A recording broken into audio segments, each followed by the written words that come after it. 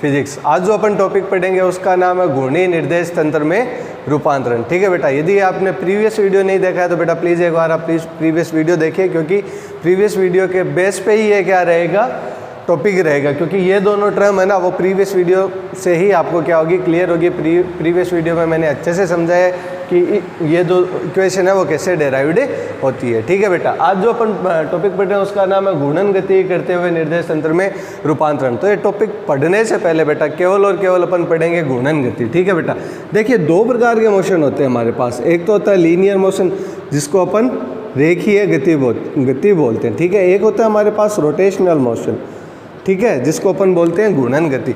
देखो बेटा, रेखीय गति तो अपन सब जानते हैं कि एक रेखा के अनुदिश हो। ठीक है, मतलब जिसमें विस्थापन क्या हो, एक अक्ष के क्या हो, अलोंग हो। जैसे मान लीजिए ये एक मार्कर है, ठीक है, तो यहाँ पे जो विस्थापन रहेगा, पहले पार्टिकल यहाँ पे t समय बाद यहाँ पे आया, फिर आगे आगे चलता गया। ठीक है, अब वो किसी भी दिशा में हो, चाहे इस दिशा में हो चाहे इस दिशा में हो, क्या कहलाएगी, रेखीय गति कहलाएगी, अर्थात एक रेखा के अलोंग जो होने वाली गति है। ठीक है बेटा, अब घूर्णन गति क्या होती है ये समझिए। घूर्णन गति में जो विस्थापन होता है ना, वो विस्थापन कौन सा होता है, रेखीय विस्थापन ना होके कोणीय विस्थापन होता है। कौन सा विस्थापन बेटा, कोणीय विस्थापन। अर्थात रेखीय गति की जो अपन वेलोसिटी का टर्म लिखते हैं वो क्या होती है, displacement upon time, displacement upon time. लेकिन जो कोणीय गति है उसके लिए जो वेलोसिटी होती है वो क्या कहलाती है, एंगुलर वेलोसिटी। क्या बेटा, एंगुलर वेलोसिटी। एंगुलर वेलोसिटी कितनी होती है बेटा, ओमेगा। अब बताओ इसमें विस्थापन रेखीय होता है या कोणीय, कोणीय। और कोण किससे नापते हैं अपन, थीटा से। तो यहाँ पे कितना आ जाएगा, nothing but theta upon T. तो ये हाँ, मतलब यहाँ पे क्या आ जाएगा, ओमेगा की वैल्यू कितनी आ जाएगी, थीटा अपॉन टी। ठीक है बेटा, कल जो हमने टॉपिक पढ़ा था ना उसका कॉन्सेप्ट क्या था कि दो निर्देश तंत्र है, तो दूसरा निर्देश तंत्र है वो पहले निर्देश तंत्र के सापेक्ष कितना डिग्री के कोण पर, थीटा डिग्री के कोण पे क्या हुआ है, झुका हुआ है। जैसे मान लीजिए ये सीधा है ना, तो ये हल्का सा क्या है, टेढ़ा है। फॉर एग्जाम्पल ये देखो ऐसे सीधा खड़ा है तो हल्का सा क्या है, ऐसे टेढ़ा है। ठीक है, कितने डिग्री पे, थीटा डिग्री के कोण पे। ठीक है बेटा, अब एक बात बताओ, यदि वो थीटा डिग्री के कोण पे टेढ़ा हुआ है तो उसको होने के लिए उसने क्या किया होगा, कोणीय गति की होगी, मतलब एंगुलर वेलोसिटी उसके पास थी। ठीक है बेटा, तो अपन जो भी रिजल्ट आए थीटा पे, क्यों ना अपन उसको क्या करते हैं, ओमेगा टी से क्या करते हैं, रिप्लेस कर दे। क्यों, क्योंकि अभी बताया था सर आपने ओमेगा इज इक्वल टू क्या होता है, थीटा अपॉन टी। तो थीटा किससे रिप्लेस हो जाएगा, ओमेगा टी से। और आज जो हमारा हेडिंग यही है कि घूर्णन गति करते हुए, कल तो थोड़ा सा घूर्णन करके क्या हो गया था, रुक गया था। आज कंटिन्यूस क्या करेगा, ओमेगा कोण से क्या करेगा, घूर्णन गति करेगा। तो कंटिन्यूस करेगा तो थीटा को किससे रिप्लेस कर देते हैं, ओमेगा से रिप्लेस कर देते हैं। लेकिन यहाँ पे देखने वाली बहुत ज़रूरी बात होगी, यहाँ पे घूर्णन करती ही तो कर रहे हैं, लेकिन किससे कर रहे हैं, ये बहुत इंपॉर्टेंट है बेटा, कांस्टेंट वेलोसिटी। कांस्टेंट वेलोसिटी कौन सी, कांस्टेंट वेलोसिटी एंगुलर वेलोसिटी। ठीक है बेटा, एंगुलर वेलोसिटी कितनी, ओमेगा से। तो जो हमारी ओमेगा है वो क्या है, आज कांस्टेंट है, अर्थात नियत कोणीय वेग ओमेगा से क्या कर रहा है, घूम रहा है। ठीक है बेटा, तो अपन को क्या करना है, वेग के लिए, विस्थापन के लिए, त्वरण के लिए क्या निकालनी है बेटा, रूपांतरण समीकरण निकालनी है। ठीक है बेटा, तो अपन सबसे पहले स्टार्ट करते हैं विस्थापन के लिए रूपांतरण समीकरण। देखो तीन टॉपिक है इसमें। एक तो आपको पूछेगा वेग के लिए रूपांतरण समीकरण बताइए, विस्थापन के लिए रूपांतरण समीकरण बताइए, और त्वरण के लिए रूपांतरण समीकरण बताइए। ठीक है बेटा, तो अब अपन पहला पढ़ेंगे कौन सा, विस्थापन के लिए रूपांतरण समीकरण। किसके लिए, घूर्णन गति करते हुए निर्देश तंत्र के लिए। आइए बेटा, तो पहला अपन हेडिंग डाले कौन सा, फॉर डिस्प्लेसमेंट, अर्थात विस्थापन के लिए, विस्थापन के लिए रूपांतरण समीकरण। ठीक है बेटा, निकालेंगे किससे, यही अपने पास जो कल निकाली थी हमने एक और दो इक्वेशन, इन्हीं को क्या करेंगे, थोड़ा सा डिफ्रेंशिएट कर देंगे और क्या निकाल लेंगे, विस्थापन के लिए रूपांतरण समीकरण निकालेंगे। तो विस्थापन के लिए रूपांतरण समीकरण निकालने के लिए अपन क्या लिखेंगे, differentiate equation first and second. ठीक है बेटा, तो इक्वेशन एक और दो का क्या करना है, अपन को डिफ्रेंशिएट करना है। तो डिफ्रेंशिएट कीजिए बेटा, तो यहाँ पे कितना आ जाएगा, डी एक्स डेस आ जाएगा। ठीक है बेटा, अब देखिए यहाँ पे दो टर्म है, पहली कौन सी है, एक्स की, और दूसरी किसकी है बेटा, थीटा की। यहाँ पे जो डिफ्रेंशिएट हो रहा है ना वो विथ रेस्पेक्ट टू क्या हो रहा है, टी के हो रहा है, ठीक है बेटा। विथ रेस्पेक्ट टू क्या होगा, टी के सापेक्ष क्या रहेगा, अवकलन रहेगा, ठीक है बेटा। तो एक बात बताओ, डी अक्स का करेंगे तो डी एक्स हो जाएगा, ठीक है बेटा। लेकिन यहाँ पे थीटा को किससे रिप्लेस करना है, ओमेगा टी से। तो पहले रिप्लेस कर देते हैं ना अपन, ताकि अपन पहले हमारी इक्वेशन बना ले अच्छे से, ठीक है। एक्स डैश की वैल्यू कितनी होगी, एक्स कोस ओमेगा टी, ठीक है बेटा, और plus y sine omega t. अब कीजिए आप डिफ्रेंशिएट, ठीक है। तो एक्स क्या हो जाएगा, डी एक्स डैश हो जाएगा, ठीक है बेटा। पहले ये देखिए, ये क्या है, एक्स और फिर ओमेगा टी, ठीक है बेटा। तो दोनों ही वेरिएबल है, तो दोनों ही वेरिएबल है, तो इसको एक को तो u मान लीजिए और दूसरे को क्या मान लीजिए, v मान लीजिए। तो u डॉट v का डिफ्रेंशिएट कैसे होता है, पहले u का करते हैं, v को कॉन्स्टेंट रखते हैं, v का करते हैं, u को क्या रखते हैं, कॉन्स्टेंट रखते हैं, ठीक है बेटा। तो पहले जब x का करेंगे तो कितना हो जाएगा, dx हो जाएगा, और cos ओमेगा टी क्या रह जाएगा, एज इट इज़ रह जाएगा, ठीक है बेटा। अब जब वापस करेंगे किसका, कोस का, तो x एज इट इज़ रह जाएगा। कोस का कितना होता है बेटा, साइन ओमेगा टी, और ओमेगा टी में से ओमेगा क्या आ जाएगा बाहर, लेकिन कोस का होता है क्या है, नेगेटिव में। तो यहाँ तक क्लियर हुआ, ठीक है बेटा। अब अपन वापस पढ़ेंगे कौन सा, y का अवकलन, ठीक है बेटा। तो y का जब अवकलन करेंगे तो y का तो कितना हो जाएगा, dy, ठीक है बेटा। और यहाँ पे कितना हो जाएगा, साइन ओमेगा टी, ठीक है, साइन ओमेगा टी। और वापस जब अपन साइन का करेंगे तो y कांस्टेंट रह जाएगा, ओमेगा बाहर आ जाएगा, और साइन का क्या हो जाएगा बेटा, अगेन क्या हो जाएगा, कॉस ओमेगा टी। कितना हो जाएगा, कॉस ओमेगा टी, ठीक है बेटा। आज अपन को करना है वेग का रूपांतरण और त्वरण का रूपांतरण, ठीक है बेटा। लेकिन यहाँ पे एक चीज़ देखो, x और t दोनों ही क्या है, वेरिएबल है। तो यहाँ पे सर जब आपने x का क्या किया, dx किया, तो जब अपन नेक्स्ट टर्म में किसका कर रहे होंगे, ओमेगा टी का करेंगे, तो वापिस जब अपन टी का करेंगे तो कितना हो जाएगा, dt हो जाएगा। यहाँ पे वापस किया हमने cos ओमेगा टी, और वापस क्या लग जाएगा, dt, क्योंकि हमने अवकलन किया विथ रिस्पेक्ट टू टाइम। तो t और x दोनों ही क्या है, वेरी करें, तो x का हो जाएगा dx, और वापस जब अपन t का करेंगे तो कितना हो जाएगा, dt हो जाएगा, ठीक है बेटा। अब देखिए, जैसे मान लीजिए ये इसको समझाना चाहूँ तो यहाँ पे एक्स स्क्वायर होता है, ठीक है बेटा। तो अपन कितना करते, 2x dx करते ना, वैसे ही जब टी का करेंगे तो साइन का मान लीजिए कोस में चेंज हुआ, ठीक है, और वापस क्या आ जाएगा, dt आ जाएगा, ठीक है बेटा। एक एक टर्म इसलिए एक्सप्लेन कर रहे हैं बेटा, ये फर्स्ट ईयर की क्लास है, कुछ स्टूडेंट प्रीवियस क्लास मतलब 12th से आए हैं, हमें नहीं पता कि उनका लेवल किस हिसाब से, ठीक है।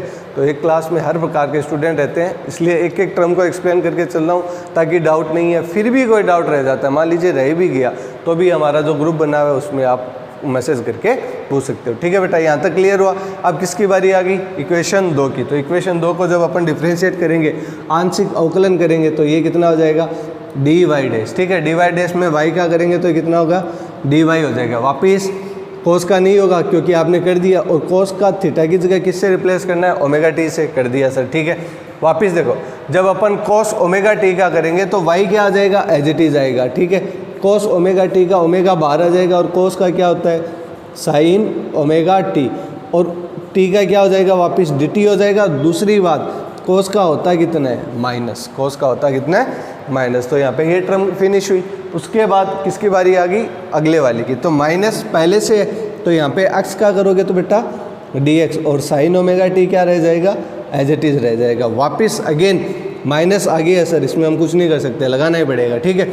साइन का करेंगे तो कितना आ जाएगा, कॉस ओमेगा टी, और टी का करेंगे तो वापिस dt, और ओमेगा क्या आ जाएगा, बाहर आ जाएगा। इसको आप बोल दीजिए इक्वेशन 3, इसको आप बोल दीजिए इक्वेशन 4।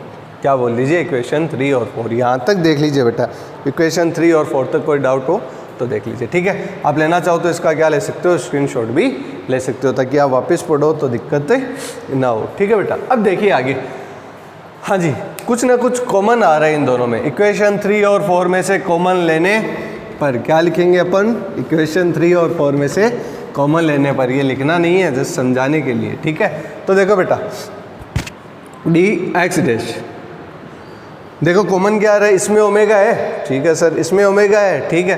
तो जिसमें ओमेगा नहीं है पहले उनको लिख दो, ताकि एक जगह लिखे रहेंगे, सुंदर लगेंगे, ठीक है। ओमेगा किस में नहीं है, ओमेगा इसमें नहीं है, तो प्लस कितना हो गया, डी वाई हो गया, कितना हो गया बेटा, साइन हो गया, ओमेगा टी हो गया। अब आपने बोला सर ओमेगा कॉमन लो, तो ओमेगा कॉमन लीजिए। ओमेगा जैसे ही कॉमन लेंगे तो देखिए इसमें प्लस वाला ओमेगा पहले कॉमन ले लें, तो यहाँ पे कितना हो जाएगा, वाई कॉस ओमेगा टी, या वाई कोस थीटा बोल दो, ठीक है, y cos omega t minus x sine omega t. कुछ बन रहा है, कुछ बन रहा है। यदि आप बोर्ड पूरा देख पा रहे हो तो कुछ बन रहा है, बताइए, देखिए आप खुद सोचो, कहीं पे कहीं कुछ ना कुछ बन रहा है। मैं सीधे एक साथ लिखूंगा, तब तक आप देख लो, आपको मिल जाएगा, बहुत मज़ा आएगा। बोले सर हाँ कुछ ना कुछ टर्म बन रही है, पूरा बोर्ड छोड़ रहा हूँ, देख लो कुछ ना कुछ बन रहा है। देखो देखो देखो, इक्वेशन 1 2 में से कुछ बन रहा हो तो कॉमन ले लिया ना, प्लस ओमेगा, ठीक है।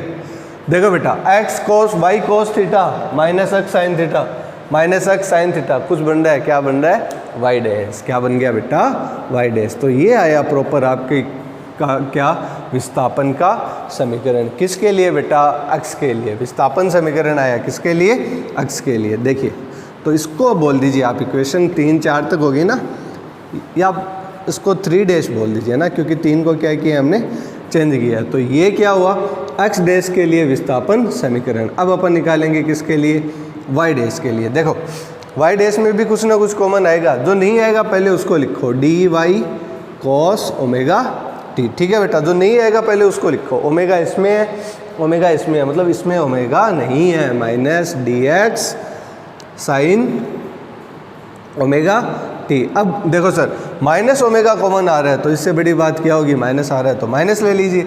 यहाँ पे कितना रह जाएगा, वाई, और क्या रह जाएगा बेटा, sign omega T plus x कोस ओमेगा टी प्लस एक्स कोस ओमेगा टी। कुछ बन रहा है, कुछ बन रहा है, देखिए देखिए देखिए देखिए, जल्दी से देखिए, इक्वेशन 1 या 2 में से कुछ तो कुछ बन रहा है। देखो बोर्ड पूरा खाली छोड़ दिया, आप बता दो, ठीक है। तो यहाँ पे कितना हो जाएगा बेटा, d y dash, there nothing but d y cos omega t minus d x nothing but sine omega t, it is common omega. Then अब बताइए क्या बन रहा है। सर देखो, x cos theta plus y sine theta, x cos theta plus y sine theta क्या बन गया, एक्स डैश बन गया। तो ये क्या बन गया, विस्थापन का समीकरण। किसके लिए बेटा, वाई डैश के लिए। किसके लिए, वाई डैश के लिए। तो एक्स डैश निकाला, वाई डैश निकाला, वेग रूपांतरण समीकरण निकाला। अब अपन पढ़ेंगे क्या, सॉरी, विस्थापन रूपांतरण समीकरण, ठीक है।